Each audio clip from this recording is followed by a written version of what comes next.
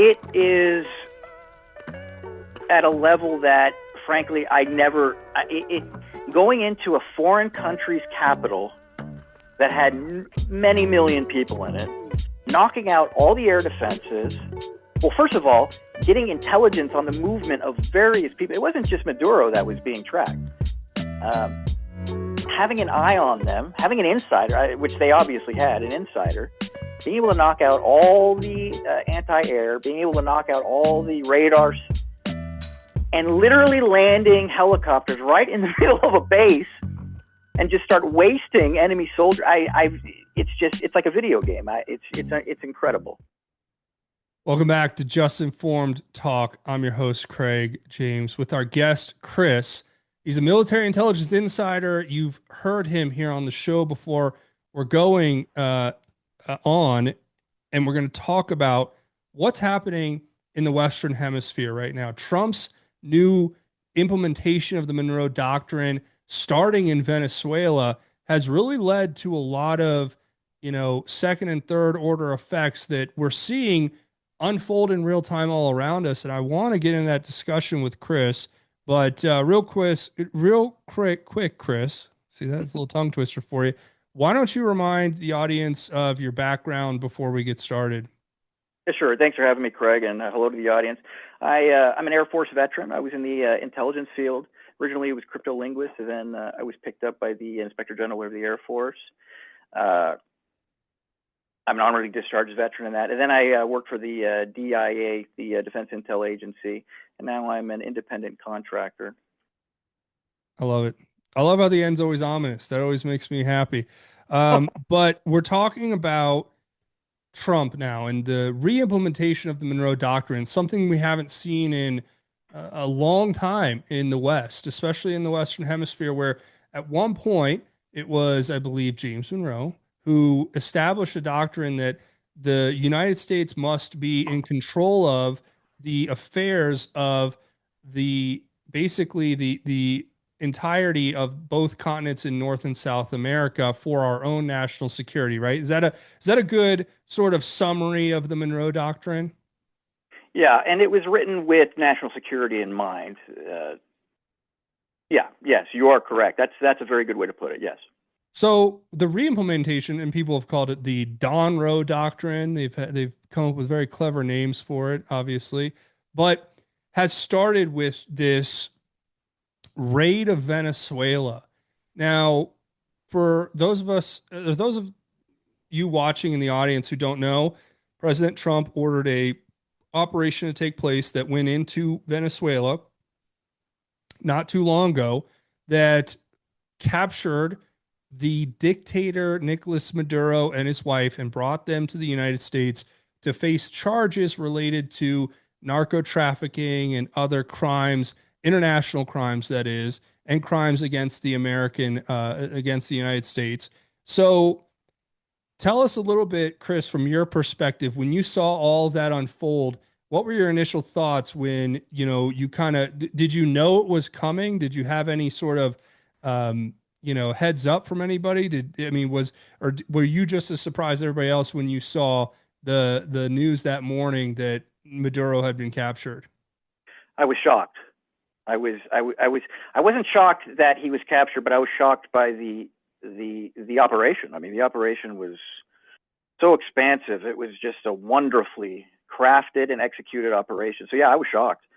And I've been a part of numerous operations in my life, but that one, yeah, it was, I mean, I wasn't on the ground, obviously, so I can't say anything as far as firsthand, but from what I've read and pieced together, it's an extremely impressive operation.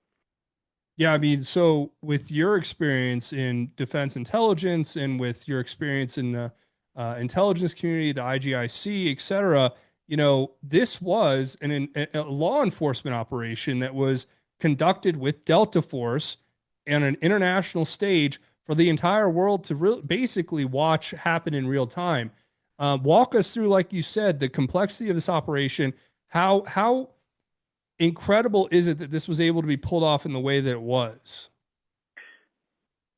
It is at a level that, frankly, going into a foreign country's capital that had many million people in it, knocking out all the air defenses. Well, first of all, getting intelligence on the movement of various people. It wasn't just Maduro that was being tracked. Having an eye on them, having an insider, which they obviously had, an insider, being able to knock out all the anti-air, being able to knock out all the radars, and literally landing helicopters right in the middle of a base and just start wasting enemy soldiers. It's like a video game. It's incredible. Hey guys, I just want to take a quick second and tell you about our friends over at godsfeedingstation.org. It's an online ministry, 100% free to use, and all you have to do is go to their website today, or you can download their app at whatever app store services your smartphone or device under the name God's Feeding Station. They have amazing content, including Bible studies, daily devotionals, and other scripture-based content that's going to keep you in the Word 24/7, 365. So go check out godsfeedingstation.org today, or download the God's Feeding Station app. And remember, God's Feeding Station, it's an amazing online ministry that's 100% free for you to use. Yeah, and so when this operation was launched, there have been multiple reports coming out that the certain guards who were assigned with protecting Nicolas Maduro specifically were incapacitated in mass, and that this was using sort of these next generation weapons that we don't even really know about fully yet. Can you describe to us what those accounts are, how those accounts came to be, like what you've heard about that and what you think about it all? Well, let me first say that we as in America have had sonic weapons since the early 80s. So, and other countries, specifically in this case, Cuba, has been developing and using their own version on our diplomats in their country for several years now. There have been reports coming out through the years. And that's linked to Havana syndrome, and this has been correct. Part of open hearings in Congress lately. They've been discussing the use of these weapons, right? That's correct. Now, when you consider that weapon, the one I'm talking about from Cuba, it looks like a taser basically, and you just point it, and kind of like a garage door opener. You point it and click. Now, that's just that, and that affects one person. What America did in the Venezuela raid was literally drop a sonic wave somehow and incapacitate not one, but I mean hundreds of the entire base, which I don't know what their numbers are there, but I assume over 100, well, at least 200 died, so over that number. And so the question would obviously be, how is it deployed? So I believe that it was deployed through. I don't believe it was deployed through the helicopters. I believe it was deployed through drones, and because I know that we had a considerable amount of drones over Caracas before the operation and during the operation, and I know that because there've been eyewitness accounts that it was just swarming with drones, mini drones, I should say. And that actually hasn't been talked about much in the news. But yeah, all the reports coming out are saying that there was a literal swarm, like a bee swarm. Yes, of drones. And that is something that, we've seen alluded to in Hollywood, right? We've seen I've seen and heard some descriptions from defense contractors through their, what do they call it? They make like hypothetical or sort of theoretical presentations based on what weapons could do in the future. But this looks like maybe the first, who knows, real world example of a drone swarm being used in real time to deploy what could be considered, I guess, a less lethal but equally powerful weapon that incapacitated a large number of people and brought in a new type of warfare that we really haven't seen yet, right? Yeah, well, yeah, sonic. It's considerably different, and I would think that it would be much more difficult to control. So the fact that, and by control I mean who you're hitting. I mean, it's how you're going to control sound waves is to a vector. I mean, it's difficult to do. So that makes this raid even more impressive. But then I think the consideration, and we talked about this before briefly, is how AI has changed the entire battlefield as far as what capabilities a country like ours has versus a nation like, a less developed nation like Venezuela. When they're running out of their barracks with AK-47s and maybe some like, first generation night vision, right? That we Yeah. sold as surplus, or that the Soviets sold as surplus from the dissolution of the Soviet Empire, or some cheap knockoff that comes out of China, some Chinese factory there. And we're showing up with drone swarms, hypersonic sound weapons, and AI augmented lethal technology, which we talked about that briefly, where there was an accounting of, I believe it was one of the bodyguards, the Cuban bodyguards, but it may have been just one of the soldiers there who was assigned to Maduro's detail, talking about people being murdered in mass by one soldier with one weapon. Is that, can you go into Yeah, that a little bit? the two reports from, and I don't believe they were I think that our forces wiped out all the Cuban forces. Yeah, there was The like Cubans. the Cuban said that they lost like 30 people or something. Yeah, I don't know the numbers. Was I it, know that I at don't least remember either. I know over 100 people in total died, but I don't know how many were the Cubans. But I know Maduro doesn't trust his own people, so he brings in the Cubans. Right.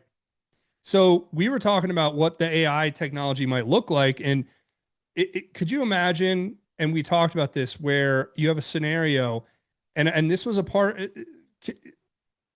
And correct me if I'm wrong. The report was that there was a soldier who survived somehow, who sort of witnessed or heard an account of this force that was deployed that was so overwhelming that it was basically killing. We're talking about dozens of people almost instantaneously, with technology that the world probably hasn't figured out exists yet, or hasn't been told exists yet, right? Yeah, and what you just said is no exaggeration. I mean, your viewers need to. I hope they realize that's no exaggeration. There are accounts of one soldier literally wiping out like dozens of people within seconds. And the only way that a soldier could have done that is, like we said, with AI augmented weaponry. Right. Where, and I told you this analogy earlier, but it's like if you've ever played a video game and you've seen like where somebody will hack into the video game and they'll make it so that, every shot is a headshot. It's an automatic kill, right? You can shoot, you can just pull the trigger and it just kills everybody automatically. And with AI augmentation, we're talking about the technology that could identify people's, as enemy combatants, target them in a matter of milliseconds, and every time you pull the trigger, it's a headshot, right? Right. And let's even expand that even more. If you have drone surveillance cover, and those drones are also tapped into your guidance system. By guidance, I mean your AI controlled mounted weaponry on your shoulder, and it really is like the Predator. Like they really do have it on their shoulder like that. And yeah, like so just what I'm saying is that minigun on your shoulder. yeah, and it's, well, here's the thing. Here's the cool thing. The minigun has its own AI system that could see, and identify targets. But the cooler thing is that it's also tapped in to the greater system, which is the mini surveillance drones, or the other surveillance. So it's picking up, if dude is over here hiding behind a rock, it's going to see him, because they could see in infrared, they could see they're going to see everybody on the battlefield. So as the soldier could just literally walk from point A to point B, and he's just, shooting people as he goes. And Lucky Palmer, who's one of the, kind of tech defense contractors, sort of, people have compared him to Iron Man. What's the Tony Stark, right? Yeah. The real life Tony Stark type. He's gotten a lot of those comparisons, but he's talked about the sort of I forget what it's called, but it's like an AI augmentation of reality. So augmented reality that is virtual reality. Yeah, well, it's like where a soldier has a visor, right? That has like sort of like a meta sort of smart AI glasses built into it that can overlay the battlefield as they're seeing it in real time, right? But a part of that is feeding information into a real-time system that is AI can identify targets in real time. And you're literally, it's taking so much of the thought out of it for the soldier, right? You can just pick, it's targeting the like you said, with some sort of shoulder mounted or other kind of mounted weaponry, you could just target people in mass and be boom, boom, boom, boom, boom, and walk right in, which is what they seem to have done in Caracas. So let's talk about the broader implication going back to the whole Monroe Doctrine concept. Trump does this overnight, walks into Caracas, takes Maduro, leaves the country within a week or two, has trade deals already set up to to basically take this oil out that we've desired, that we say we owned because we put in the infrastructure in the first place to draw it out of the ground that they stole from us back in the communist overthrow with Chavez. So this all happens within a matter of weeks. But one thing that I pointed out that people also noticed was that there was a Chinese delegation in Caracas that had just met with Maduro that night that were still in the capital when this attack took place. What message was that sending to China and Russia, do you think? Well, you're right. There sure was a delegate committee delegation committee that was there. You're absolutely correct on that. And what message did it send? I mean, I don't know if your viewers will understand this, but if there's a pucker syndrome, I think every world leader really got butt puckered when that happened because they were scared out of their mind. And if a foreign country has no problem going into another one and just scooping up a leader and leaving one night, yeah, that would definitely get people's attention. Well, and you know what's hilarious to me, I guess, I don't know if it's hilarious, but it is funny that I've heard a lot of people argue online that what we've done in Venezuela is dangerous because it establishes a precedent that both Russia and China will now adopt when it comes to the conflicts that they're waging with their own sort of territorial disputes in their own region. Meaning, will Putin decide that he's just going to go to Kiev and grab Zelensky? Or will China decide that they're going to just go into Taiwan and take, the leader there? But what I don't think people are accounting for is the fact that we have now, Trump just bumped it up, a 1.5, trillion-dollar defense budget for spending that we're in, which is a number so astronomical that I don't think people can even, we throw these big numbers around, but I don't think people even can grasp how large of a number that is as far as money spent on defense spending, and that our technology is so much more advanced, even though a country like China may have a strategic advantage when it comes to the ability to produce weapons in mass, right? They can produce massive amounts of cruise missiles that could overwhelm our Navy, right? Even if our technology is good enough to shoot down 90% of them, if 10% get through, that's a failure rate that's unacceptable, right? But go on. Yeah, please. Well, there are other technologies that really make what you just said a moot point at this point. I don't think I've ever heard anybody ever discuss this before, but you know what 4G and 5G really is, right? I mean, throwing out all the conspiracy theory. Do you know actually what it is, like what it does? No, please. I mean, so obviously it's a mobile service as well. I mean, obviously it's used for that. However, it's also, please let me explain this. It also creates a very large unseen force field around every area that it interconnects. And anything that isn't recognized, i.e. a missile that comes into that zone, is going to be automatically shut down. Basically, a friend foe EMP that can knock all that down. My point is that even them swarm missiling us, it's not going to work. I mean, they might get a few in. Don't get me wrong. They have technology that is like 5G that can create a field of electromagnetic field that could be, hypothetically impenetrable. Well, impenetrable to certain, to guided missiles and guided weapons. Right, but drones. I mean, and even then, it's like. So the point was, though, that China may have an advantage. Let's say that they can produce in mass sort of old artillery shells that they can launch, enough of that we can't intercept every shell, right? And this is not using AI guidance, or it's not using a chip. It's literally just a a shell filled with gunpowder and a projectile that's being launched out of a, an old, Okay. 55 millimeter, whatever the size is gun, you know, that they may have an advantage when it comes to that. But the point was that if that is an advantage they have, then our advantage lies in our overwhelmingly advanced technology, right? And for what everyone says wants to say about China and their advanced technology, which it is, they are still behind us. But Trump's warned us that they're not going to be behind forever, right? Yeah, yeah. I mean, they have the potential to be a superpower because they have the manpower, and they don't follow certain global rules, so they'll steal technology and claim it as their own. Actually, as a matter of fact, they'll steal anything and claim it as their own. So a That's lot of like their one of the stuff is. hallmarks of Chinese technological advancement over the last several decades. I'm sorry, what was the first thing? What did you say? I said that's one of the hallmarks of Chinese technological Yeah, advancement in the last several decades is stealing other people's technology and then replicating it and then claiming it as their own intellectual property. yeah, and typically it's a piece of shit. It Yeah. falls apart. The aircraft carrier from a few years ago.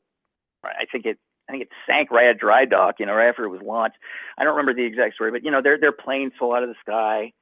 Um, Yeah, it's all cheaply made knockoffs of high level technology. But the point is that our manufacturing is not what it used to be. I mean, if you look at yeah, the capacity we had during World War II, it came from our ability to, in mass, out basically produce the war machine in Europe. And that in part was because our cities weren't being bombed, right? And our factories weren't being destroyed.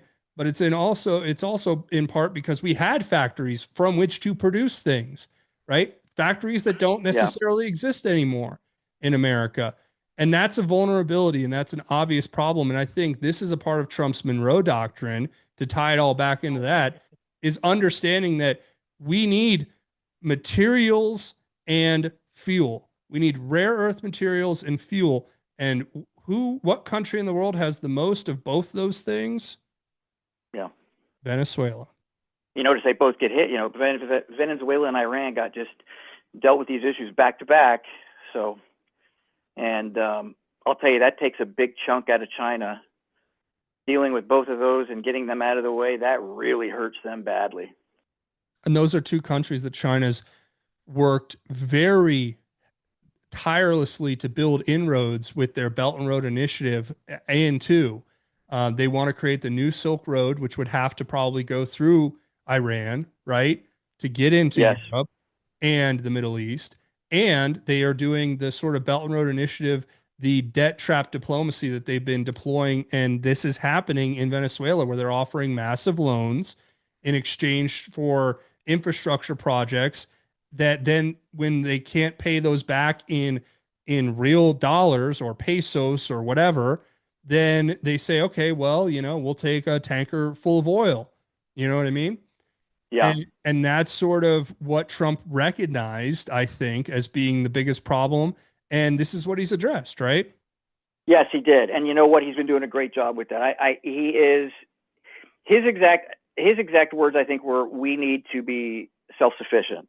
For our medications, for our chips, everything."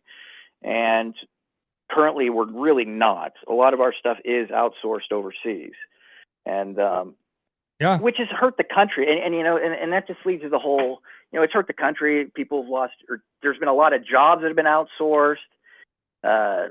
Which hurt the real estate market. It's just everything falls under that. All these issues being pushed overseas has hurt us domestically. And it's good that he's bringing them back. It's very good. I agree. And this is why when people get so, I think, overly zealous about, oh, well, I was against the Iraq war and I'm against this war and I'm against Venezuela and I'm against Iran. I don't think they understand what we are geopolitically facing on the global stage, right? Right. I mean, it's every second of every. Let me just tell your viewers from somebody who worked in the intelligence field. Every second of every minute of every single day, a foreign adversary is trying to kill us. So yeah, we have to be attentive to these things constantly. We have to be proactive constantly. If we, a situation like Maduro, he was allowed to get to that, or I shouldn't say that. He got to that point because nothing was done about it, and Americans died because of that. He shipped drugs. He helped ship the drugs, and Americans died. People should be pissed about that. I'm pissed, and I am glad that they did what they did. And then there's also the theories out there that Maduro was sort of a figurehead who was being held hostage by this Cuban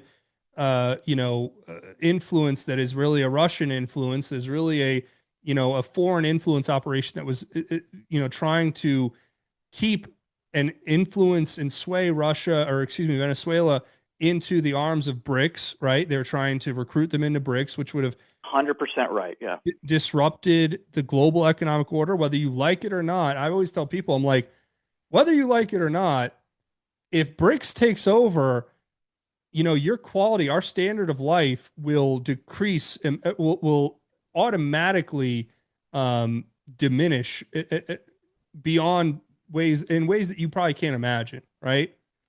Yeah.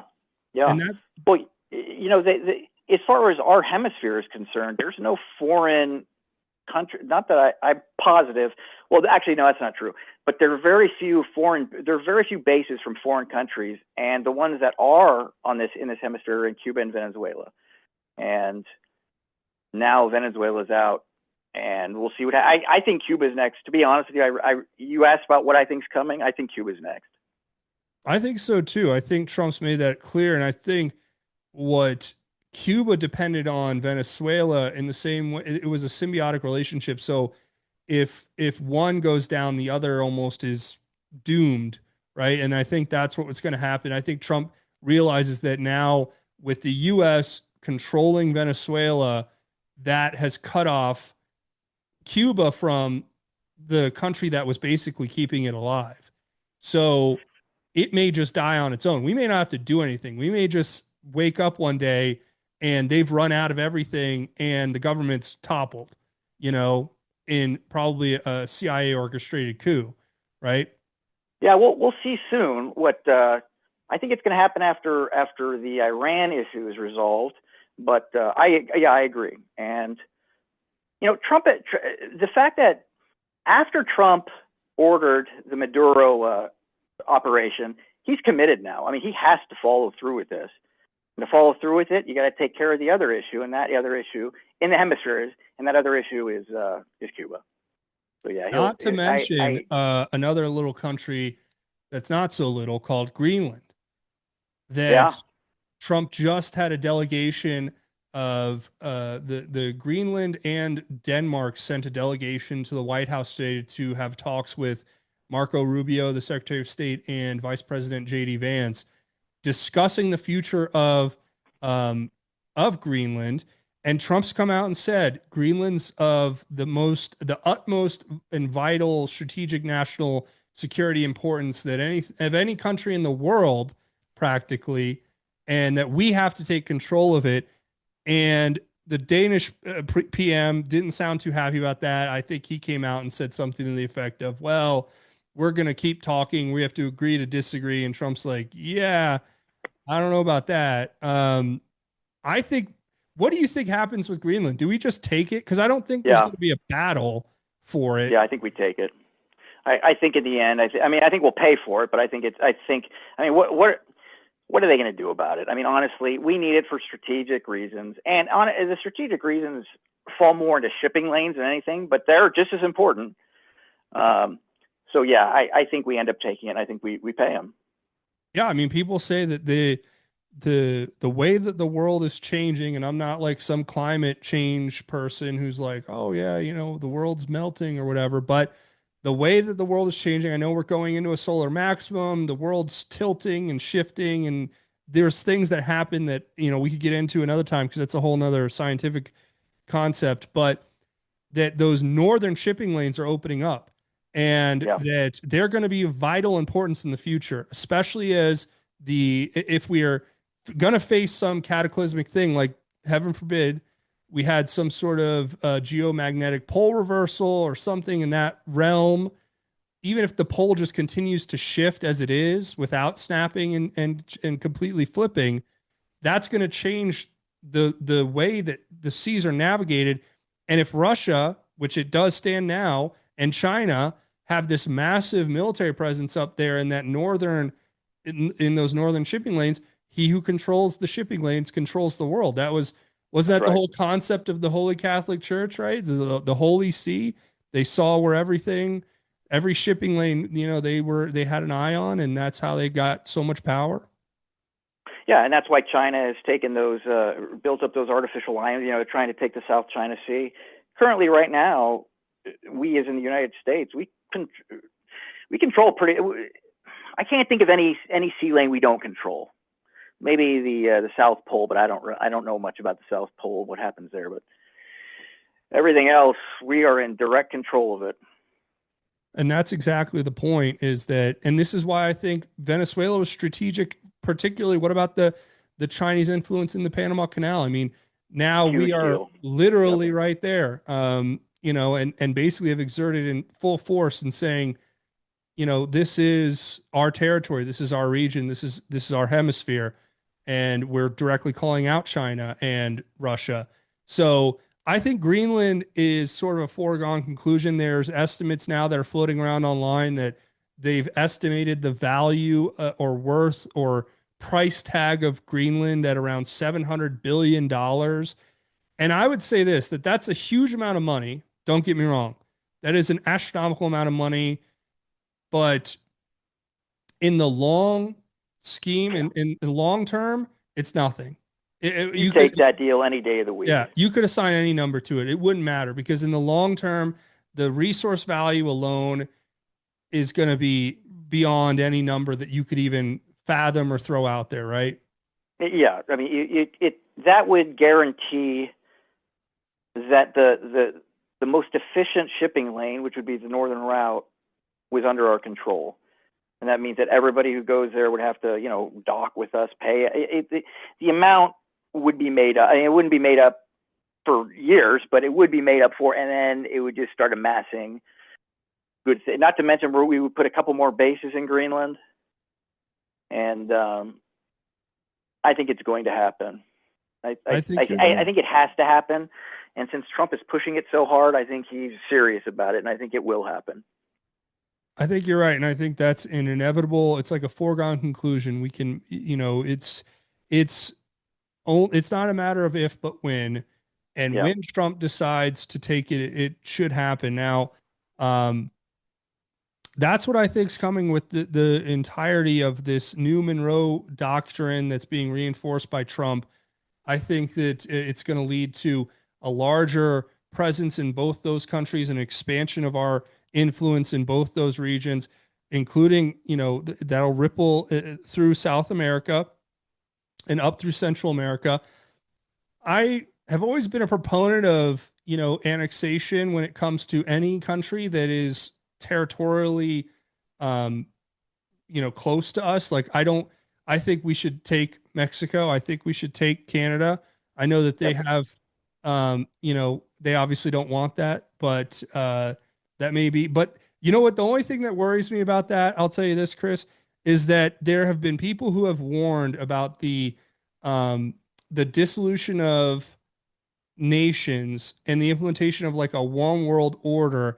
And that plan always starts, and it's written out in the globalist sort of agenda as creating these regional economic zones, like the North American Regional Economic Zone and the South American Regional Economic Zone. And those zones basically are where the borders are dissolved and all the countries are absorbed into one that then becomes an economic zone that is controlled from some central bank in like, you know, Brussels or something. So that would be my only concern, something we should probably be aware of, right?